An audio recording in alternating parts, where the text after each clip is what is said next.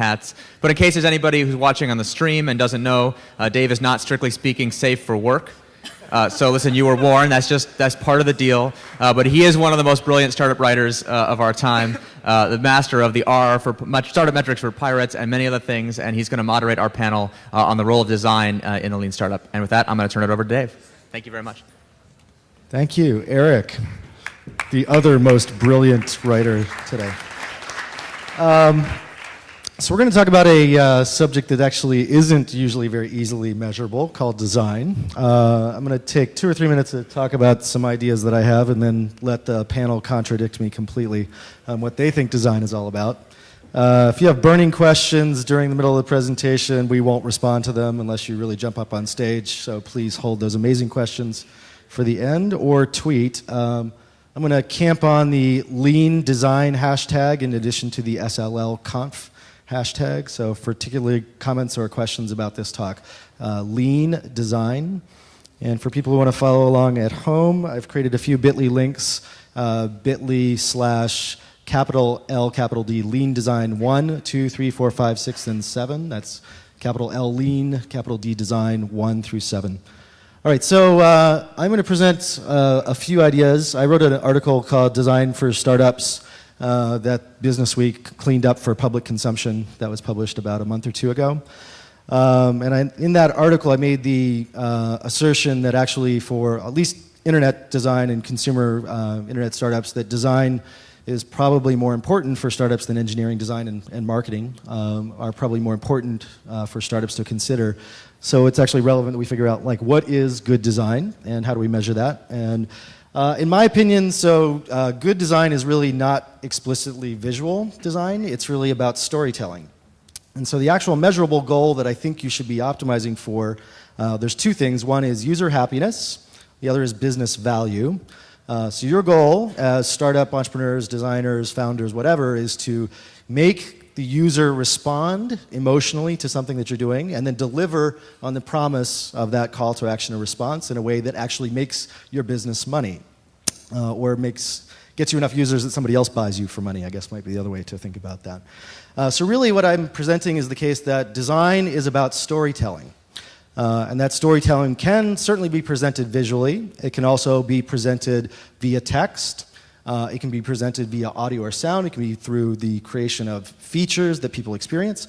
But really, all of this, the test is the response in the user's brain and their actions that they take. So it is actually measurable to say, I have good design, based on a hypothesis for what do you want the user to do and their actual actions that they take. And on the internet, that's somewhat easy to measure.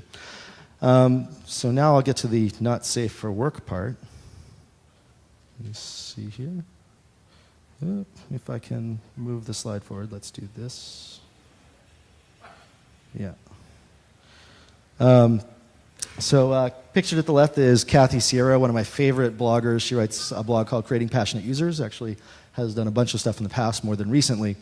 And she created a slide about love and hate and the, quote, zone of mediocrity, which is in the middle, and how users feel about your product and service. It's actually better to have either an extreme reaction on either the hate or the love side, not so much in the middle. And I sort of, again, as is my usual scenario, took that to the not safe for work extreme, which is to make something that users care about enough to fuck or kill. You may have reactions to my statement that are also along those lines as well. And what I really mean by this is the opportunity to discover meaning, right? What I mean by meaning. I mean something that the users care about and react to. And I would say the absolute magnitude of their reaction is really what you're optimizing for. So you don't want a lot of people to say, that's okay. You want a small number of people to either love it or hate it. And both of those are good signal to then build and try and discover more information about.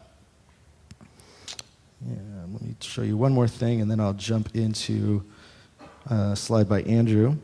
So a lot of what I think you can figure out about design is actually testable by many things which aren't code.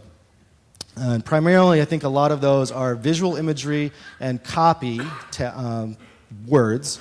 And the combination of those two things, and you can test that via landing pages, you can test that via a lot of things, subject lines in Twitter, in email, in just visually presenting images to people and testing their reaction. So a lot of the things about how users react to meaning doesn't require code. That's great. Why is that great? Because you don't actually have to hire a lot of people to write code, who are usually expensive, and you don't actually have to spend a lot of time building features. You can just draw stuff and show it to people quickly and get their reaction.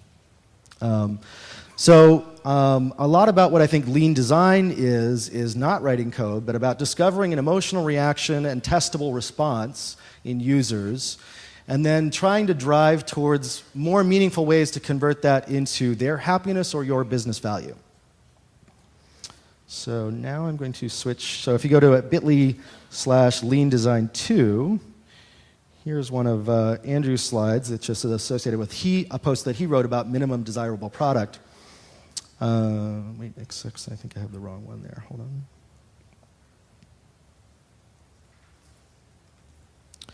So I think he really captured a lot of this great when he talked about understanding user goals, creating this minimum desirable product, which is about what they love, right? And then iterate to get to a great product experience.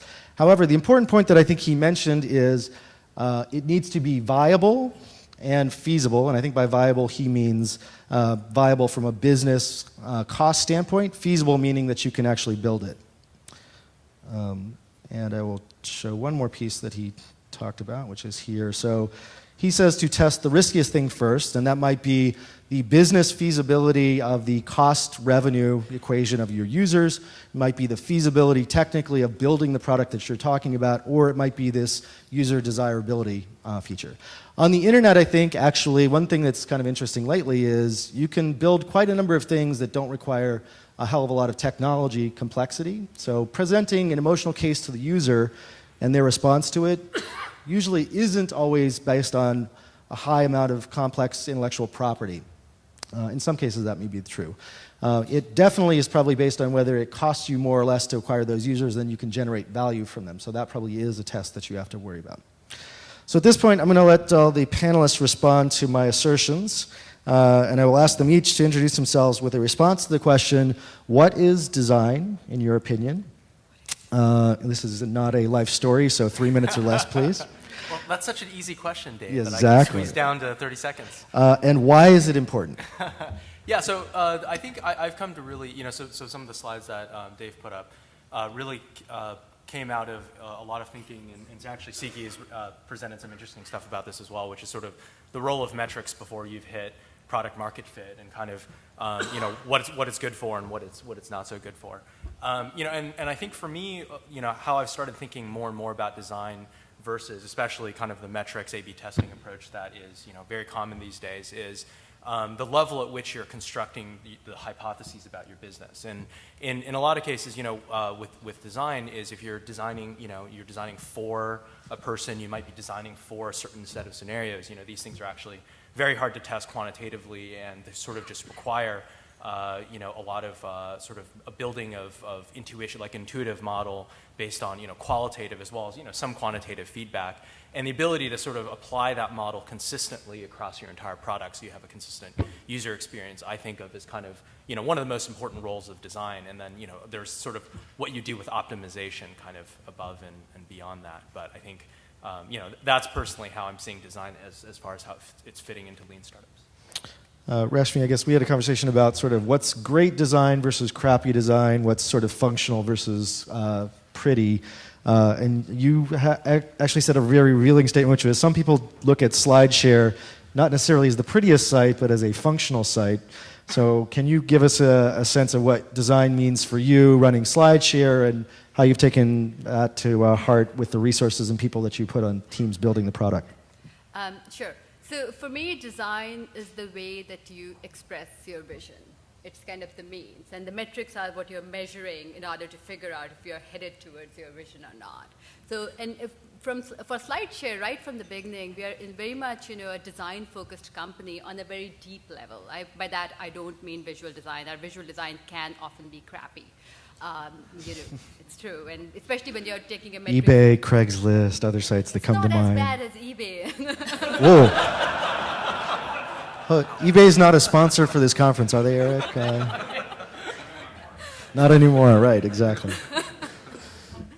Okay, I guess I'm not safe for work in some ways too. So, where was I? So we take design very seriously, but on a very deep level, which means that, what is it that we are offering our users? And what we offer our users is distribution of their ideas, for them to take their message or their content, upload it, and then we help them get it out in the community for people to connect with them. And to me, the SlideShare design does that very effectively.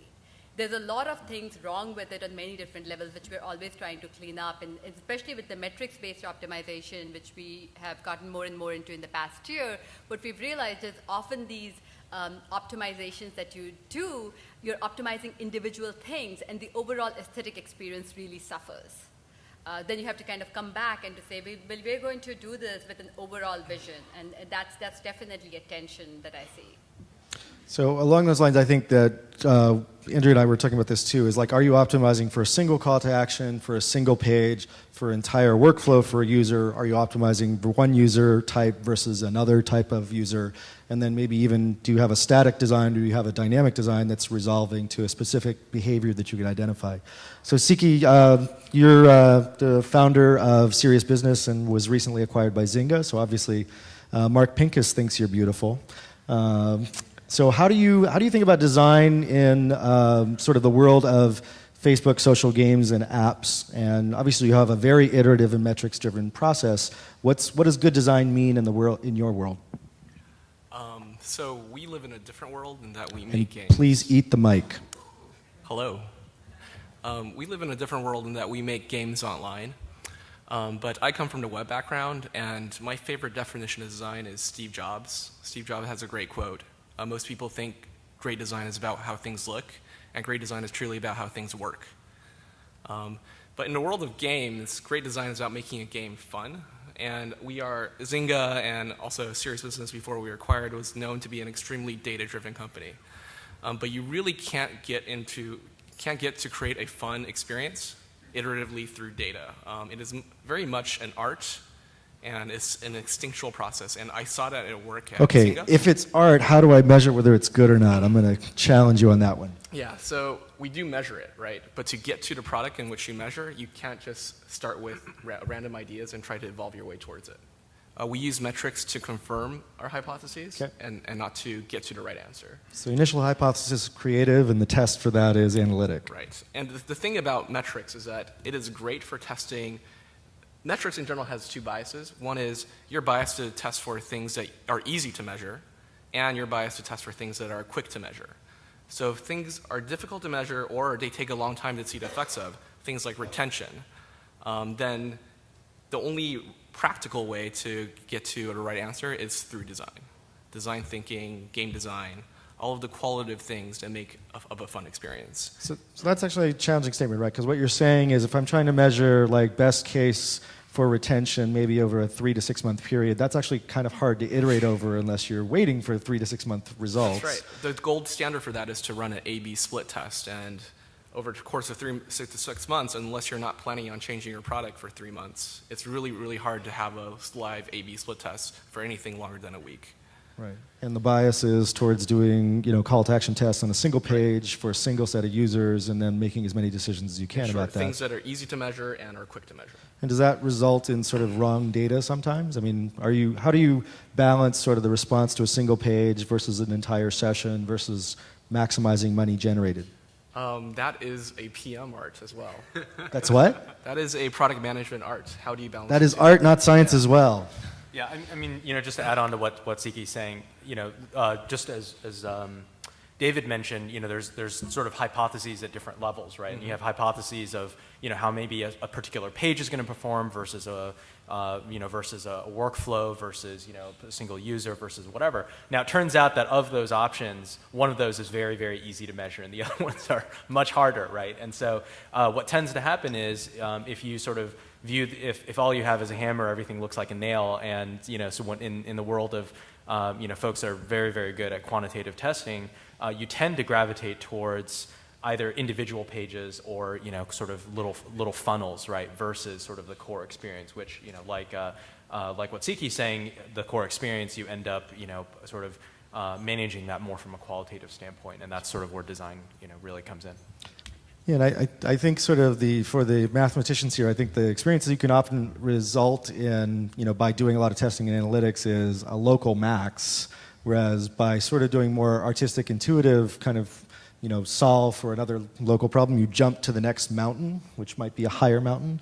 And I think that's really what the test is. There's a creative art to sort of figuring out what the non-local max might be, and then a very analytic approach to getting to the local max on whatever hillside you've ended up on.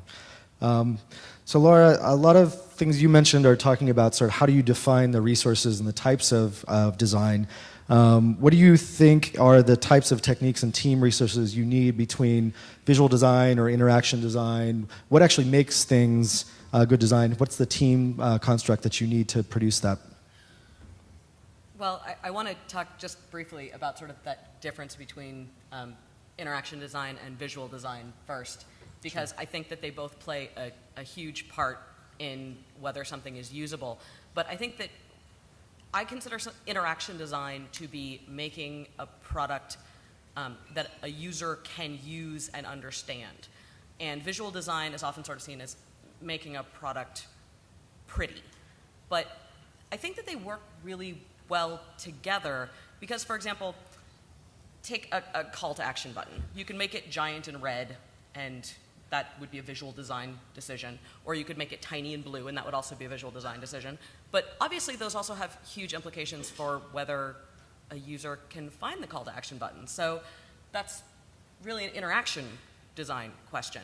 So in terms of how you set up the teams to produce the right design or to come up with the right product, I think that interaction and visual design have to work very closely together. For me, my process has always been you nail down how a product works first. And it's not just that you then take that and make it pretty, but you nail down how you want a product to work, what features you want it to have, and how you want people to be able to solve their problems using the product. And then you have your visual design serve that purpose. So you use the visual design to then enhance that and to improve the interaction design, and always to work toward that goal of making the product easier to use. And also visual design can have a huge impact on that emotional response, the feeling of a product, whether somebody comes to a product and says, oh yeah, this is for me. This is my product, and within the first few seconds. So it has that plays a big role in adoption of your product.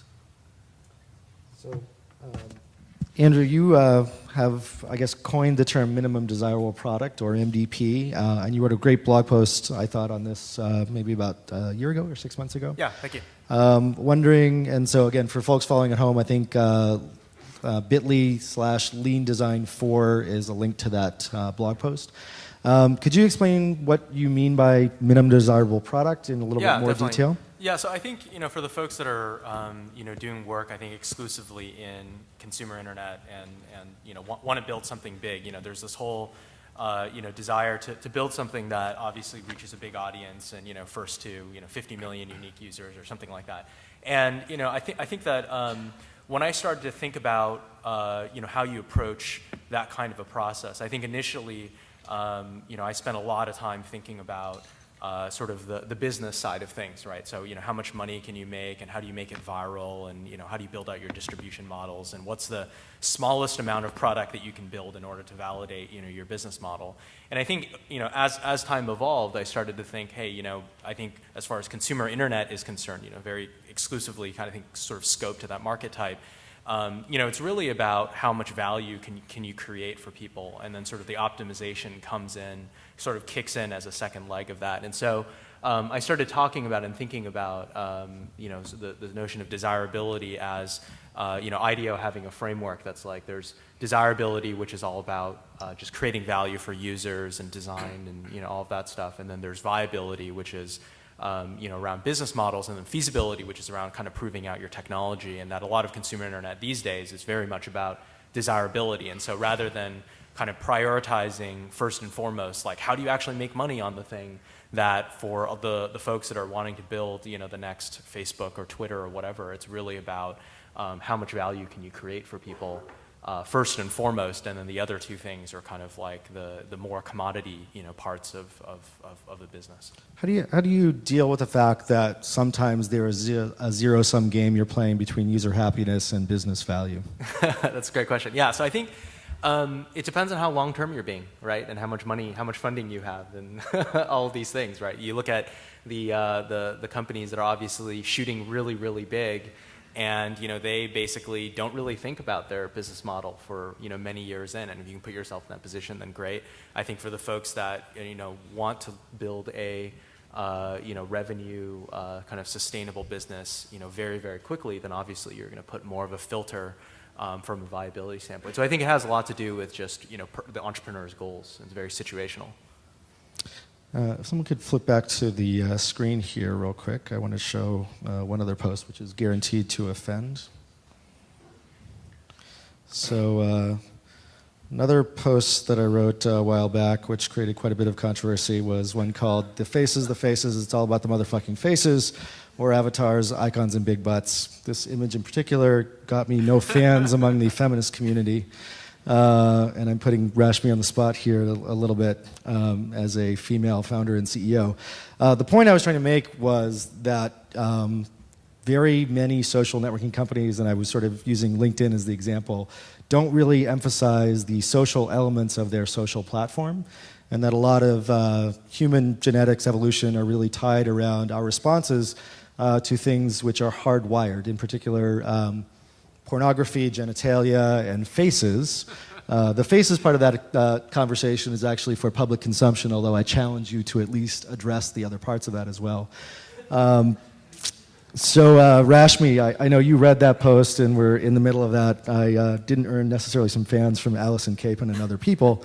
What's your thoughts around sort of using visual elements and other calls to action in design for your startup? I mean, but of course. I have a PhD in cognitive neuroscience. A huge part of the brain, I know that a huge part of the brain is devoted to the processing of visual stimuli. Of course, it makes sense, but I think you have to step back and also think about when instead of having 50 names on a page, you have the stream with 50 faces. Then you've made the page a lot more cluttered as well. So you have to balance that. But otherwise, absolutely, and I think something that to be noticed about the consumer web now is that you do see faces everywhere, and big faces, and you recognize people visually. So. And you guys ran some experiments where you were doing sort of call to action visual overlays on slides. I think YouTube pioneered a lot of the use of sort of call to action UI right on top of a visual presentation or a video in their case. You guys did it for slides. How did that kind of did that make any difference in your product design, and how was that relative to other things that you were trying to optimize for? So those experiments have gone really, really well. We've been able to just bring up, crazy amount of click-throughs for those calls to actions right on the slides. In terms of the relatives, I mean, the moment you start optimizing for a particular metric, of course, everything else starts to go down, and that's where you have to carefully balance the two. Is that what you were asking? Yeah, I mean, I guess that's maybe what Siki was talking about before, is there's a bias towards certain measurability. Things that are measurable tend to be the things you optimize for, and I wonder if, was that in opposition or alignment to your overall business goals? Obviously, you got people to click on those slide presentations or maximize session behavior. Did that actually achieve business goals as well, or was that just achieving a very tactical goal? So, you always do have to balance that. So recently we made some design changes which increased time on site for the average user by about a minute, which is huge for a big site like SlideShare to be able to, in one move, one day, you suddenly increase time on site by a minute. But it reduced the virality. So the people were interacting with the viral tools a lot less. And at that point, we really did have a decision to make, and we actually chose to tone down because we already have great engagement. For us, at that point of time, virality was more important. Right. Siki, could you talk a little bit about what, in your opinion, when you're just, I guess you're part of Zynga now, a lot of their process is, design studio, game design. How do you get started with that process? What's sort of best practices emerging at Zynga for the minimum team construct when you're trying to get this stuff off the ground? And what's their process for beginning, quote, a design of a new game or a new application? Sure. So I joined Zynga a little bit before, actually 2 months before the new game launch, Treasure Isle. So I'm now the Which lead game? I'm product- sorry. Treasure Isle. Treasure Island. So I run the product management group for that game.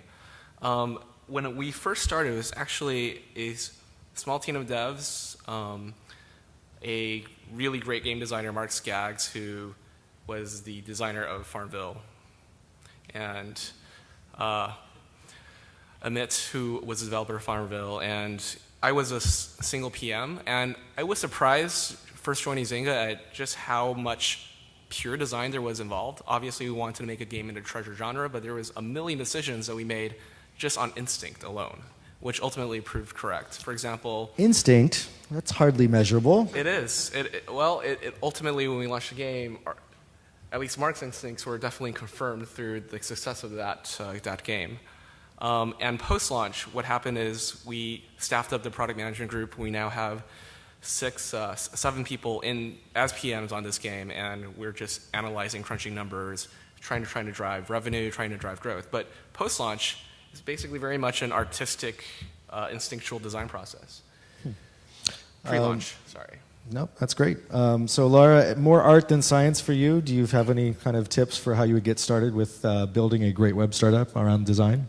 I do. I think that one thing, we keep talking about how some of these artistic decisions aren't testable. I think they're not testable through quantitative means, but you can get a lot of value testing qualitatively.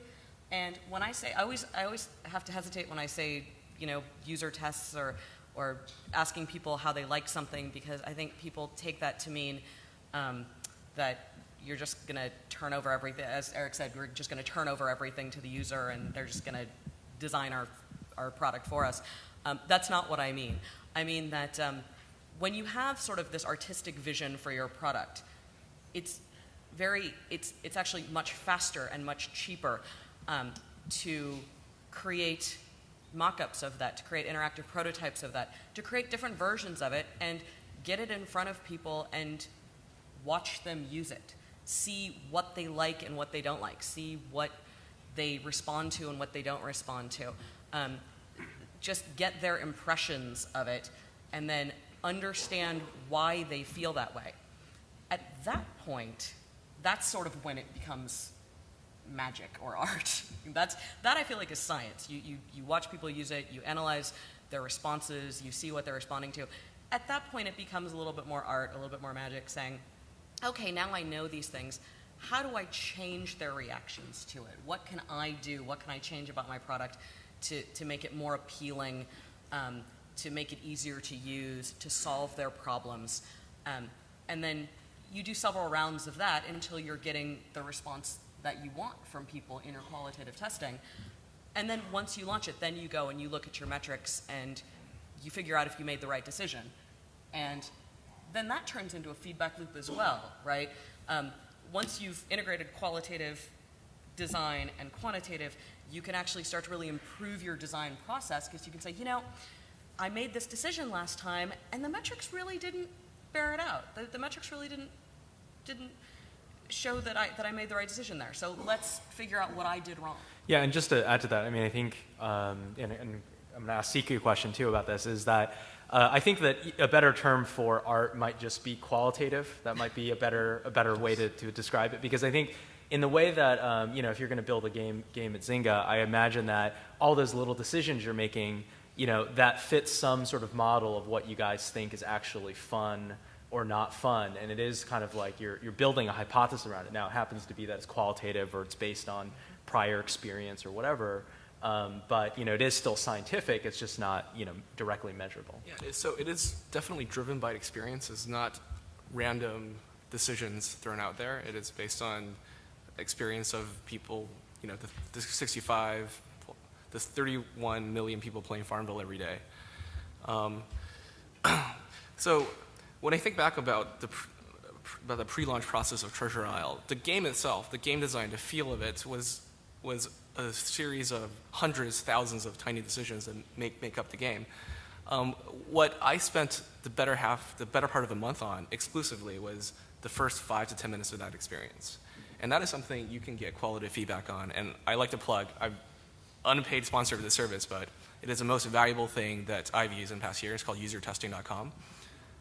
And what that is for $39, it used to be $29, it's $39 now. For $39, you will get in 1 or 2 hours a video of a user doing anything you want, talking out loud on a computer, and you can see the screen. It's a flash video. It's a fantastic service. So we did 40 to 50 of those videos before launch, and that was perfect for testing the first-time user experience. How does a new user who is an active player of Facebook games, how does that person react to the first 5 minutes experience? Because that's what's going to determine if that person comes back the next day, which is probably the metric we care about most, retention. So actually, I'll ask the panel to start thinking about their favorite resources. I think usertesting.com is a great one. We've also talked about search engine marketing testing. Folks in the audience who have questions, maybe start thinking of amazing questions, not crappy questions. I will cut you off if they're boring questions or commercials. I just want to relate one experience. Again, can someone cue the monitor really quick? So Mint.com was a site that I had the pleasure of both working on a little bit and investing in. In the early days of Mint, you probably haven't heard this story in particular. So we were late to market. There was actually 2 other companies that got out to market more quickly than we did. Noah Kagan and I were sort of working on some of the marketing ideas. And we basically had 3 months to sort of figure out what the hell to do while the product wasn't quite ready for prime time. And other competitors already had products out in the market. So there were 2 things we did. One is we actually created a blog for Mint that was basically a series of questions. We hired someone who was a personal finance blogger. We started creating content and borrowing content, asking guest folks to post on that. The other thing we did was we did a bunch of search engine marketing tests around copy and images for different types of people in changing either income or expense scenarios. So people who are having children, people who are moving, people who had either gained or lost a job. And we started gathering data on sort of what the responses were to those images, and also then trying to create content around that stuff on the blog before we actually had a product. One of the cool things was we actually outranked our competitors for visitors before we even had a product on just the blog alone. We also managed to get about 10,000 beta users from some of the search engine marketing tests so that when we're ready to launch, we could immediately roll into that. So the reason I'm bringing this up is I want to sort of ask you guys the question. So Craigslist and eBay are maybe examples of sites that aren't necessarily pretty, but they're extremely functional, have large user bases, make a lot of money. Mint was this site that was sort of pretty, and I think, in the case of building for a financial site, trust or some level of sort of, qualitative behavior was really important. But, we all said this. So there's this thing where I think previously focus groups were a bad word. Focus groups are a dirty word. Qualitative testing is okay. What's the fucking difference? Oh, there's a huge difference. Just commenting on Mint for a moment, I think Mint, it also depends on the competitive space. So right. In the Mint competitive space, coming in with a strong, this is simple, beautiful design that works well made a lot of sense. So Because why? Because everybody's experienced the alternative, Quicken type of software, which just is so hard to use. So right. So in that sense, it really, it made a lot of sense. Coming back to your question about, just focus groups. Focus groups have so much social interaction of all the people reacting to each other, as opposed to qualitative testing, which is generally one at a time. And I think is that the essential difference? It's multi-user group versus individual test? Also, in the test, you're actually watching them, whereas in focus groups, people are generally just talking, looking at it and talking. Okay. Yeah, I think at least IDEO, they have a bunch of different methodologies that they use, but one of the things that they don't like about focus groups is that you get a bunch of average people together, you take them out of their normal context, and you basically have them, come into a room and they're reacting to each other. They're reacting to the first 30-second view of the product, and they're all forming groupthink opinions right away. Versus, I think one of the really interesting things that IDEO tends to do is they tend to actually go to the customer and actually operate in their context and try to do studies, try to do things that are longer term than a 30-minute conversation. So could I summarize then, the qualitative testing is still measurable, if not empirical? I think it's a superset of focus grouping, and each one of the methodologies has different. Okay, that sounds wishy-washy, Andrew. All right, amazing questions from the audience. Yes, over there, and I'll repeat it. Could you stand up and yell, please? Great. Right. So question is, what kind of techniques do you use for testing different user personalities or profiles? Is that an important part of the design? I can address that. It's an incredibly important part of the design for testing certain types of things. I make a great use of screeners. So often I'll be looking for a particular type of person.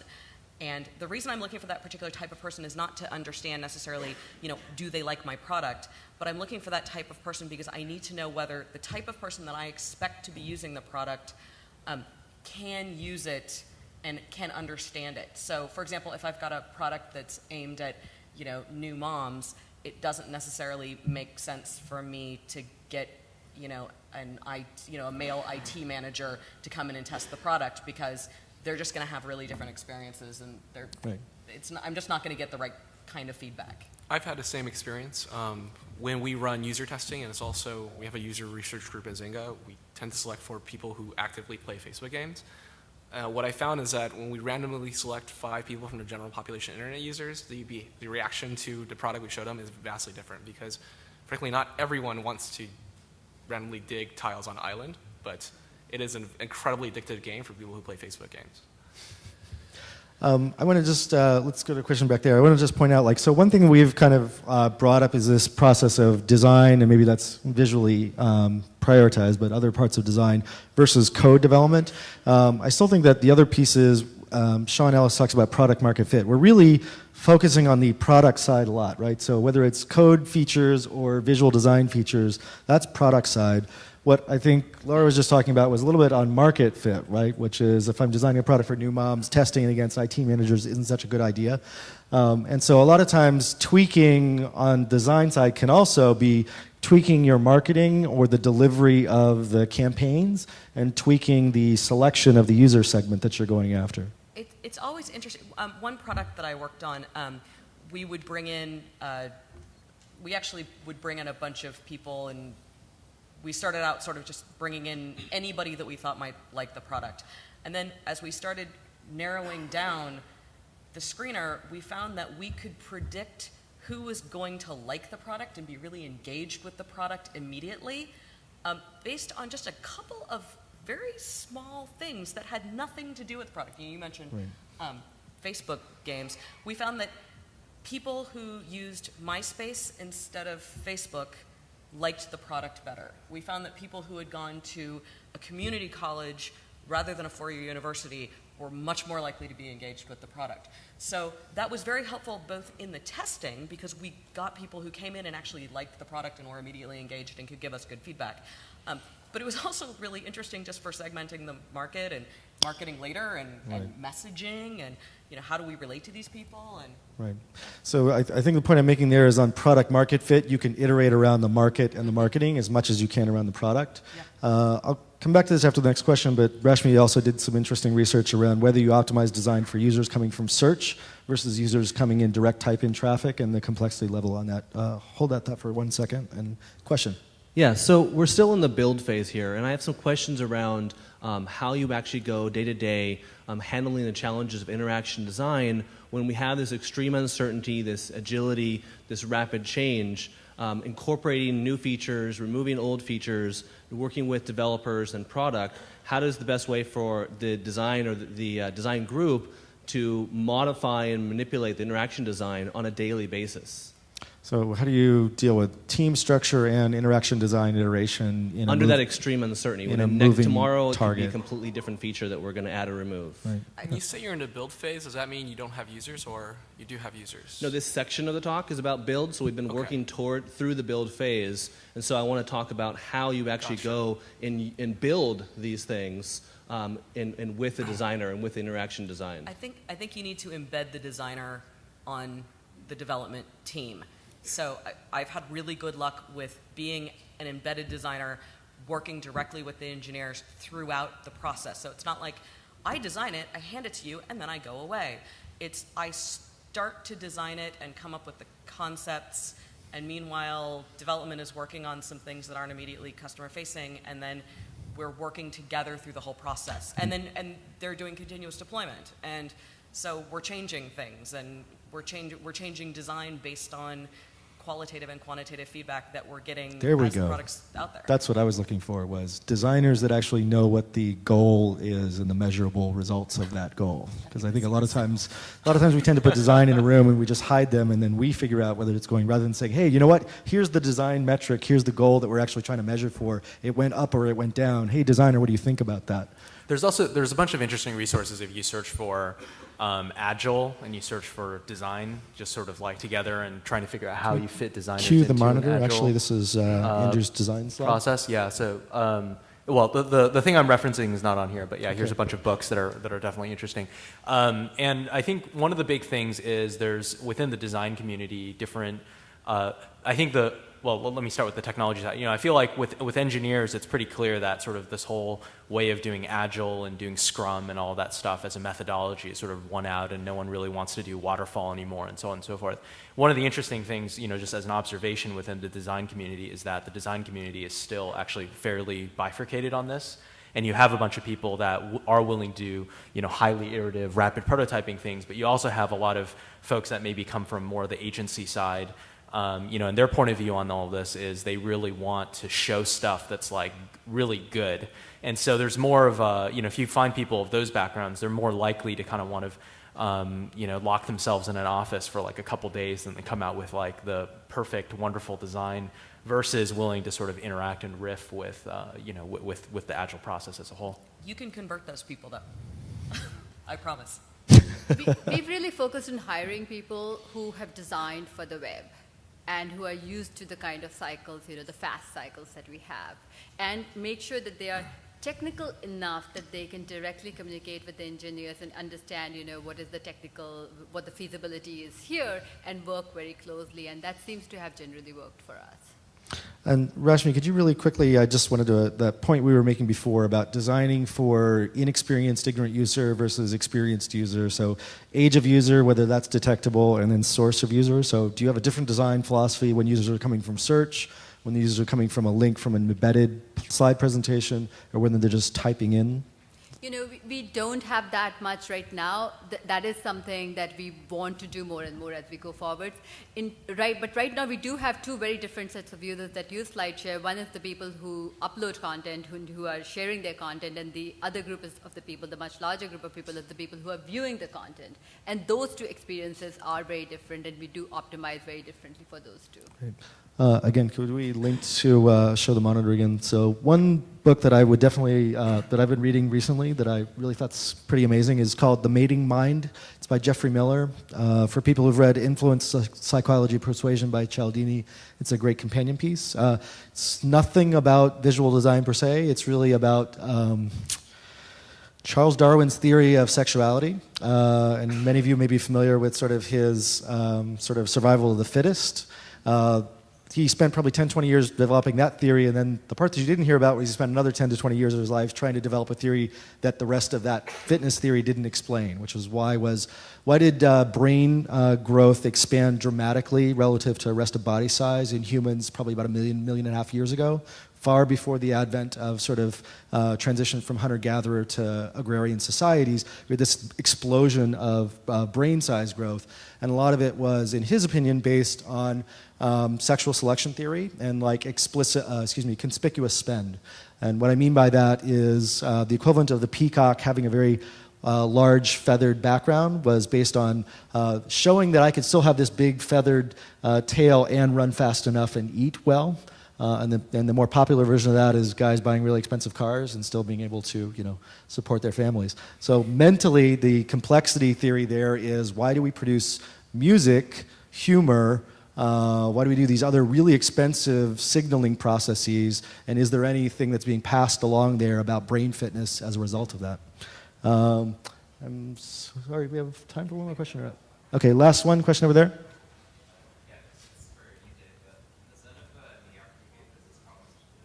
One more time, louder.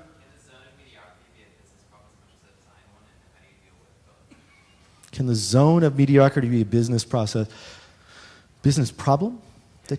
Well, so I'm not sure I'm going to answer this the way you want. The thing that I think is the reason that you don't want to optimize for that business problem. You could argue that by optimizing for a larger base of users being mostly satisfied with your product, that you actually create more business value. But I think in general, when you're getting a startup off the ground, your biggest risk is that users don't care at all. And so I encourage startups to take a lot of risk early when they're getting started, because the primary issue that you're dealing with is finding any amount of users who care. And usually hate is a better signal than indifference. In many cases, you can actually iterate against hate much better than you can iterate against indifference. If they don't care, you're not really sure why they don't care. Whereas if they hate something, it's like, okay, I know they hate that. That might be a signal to then iterate around. And when you're early stage in your startup, just getting any amount of signal back that you can iterate against is super important. Once you get to be a larger company, like, I think you'll see this trend with a lot of large companies, is once they get to be a certain size, they're more worried about losing users than gaining users, and they tend to make their marketing a lot more bland, and it's more about retention and not pissing anybody off than it is about acquiring new users. So at least that's maybe the philosophy about why I would say take more risk as a startup. Even the risk of sort of, like people say, you never get a second chance to make a first impression. I think that's bullshit, because usually the people that are showing your product to are 0.001% of potential audience. So it's okay to fuck up that first impression with a very small audience, and most times you're not getting to your entire audience as long as you iterate and learn around that. And I'm getting the hook. Thank you all for playing.